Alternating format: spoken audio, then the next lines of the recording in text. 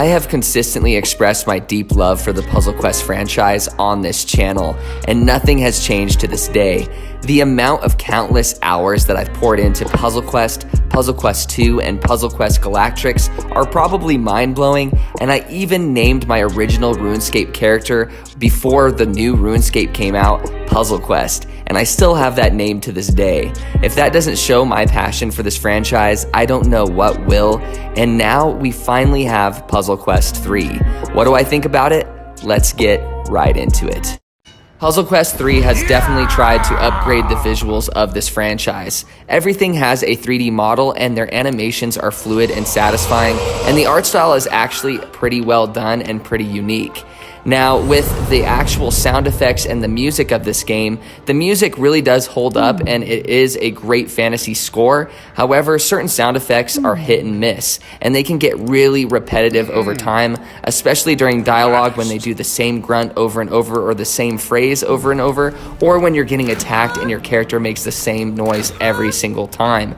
I think they really dropped the ball with actually voice acting most of the characters in this game or most of the lines in this game because they already have certain lines in there for most characters. Why didn't they just go all the way? Which seems really weird and kind of half-assed.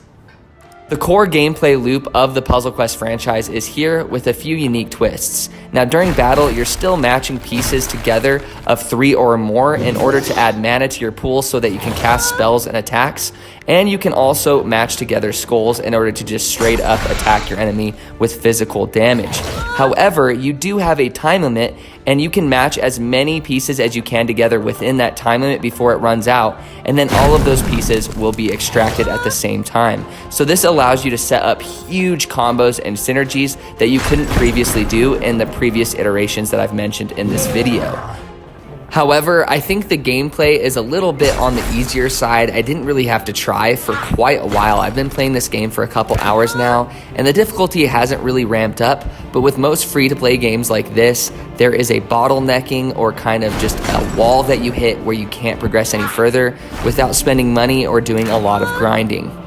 Which brings me to the free-to-play shenanigans of Puzzle Quest 3.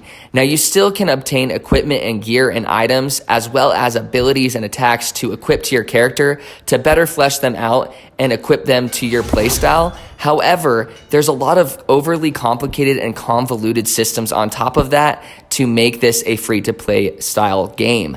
Now, there's materials for everything, and anything that you want to upgrade, it costs gold, and then on top of that, it costs these specific items. And you get those specific items by grinding through the game itself. However, in order to obtain rewards from the game, then you need another item to open up the treasure chests. And so you're kind of getting the drift of what I'm saying just from what I've said so far, and that's the epitome of what's here in the game. There's even a VIP system, which is literally the epitome of a scummy monetization model, where the more you spend, the more benefits you get, and it's just really predatory. There's multiple packs. If you just look at the shop, this just looks like any other free-to-play game, and it's very, very disappointing. Despite everything that I just said, this game is still fun to play, and it doesn't feel super aggressive with this monetization model just yet, but I'm only a couple hours in. I've just noticed that I'm spending a lot more time in menus and just fiddling with weird upgrade systems and crap that I shouldn't be focusing on, instead of the addictive core gameplay loop of Puzzle Quest itself. I also have a small personal gripe with this being in landscape mode. I feel like portrait mode would have benefited this game much better and made it way more mobile friendly, but that's just my opinion. At the end of the day, I still enjoyed playing Puzzle Quest 3. However, I think this is due to the addictive core gameplay loop of the Puzzle Quest franchise as a whole, instead of this installment. I really had my experience hampered by the free-to-play shenanigans present within this game, and they became harder and harder to ignore the longer I played it. I wish I could use any other phrase other than this classic dad phrase: I'm not mad, I'm just disappointed. I can't suggest this to anyone who is trying to get into the Puzzle Quest franchise for their first time.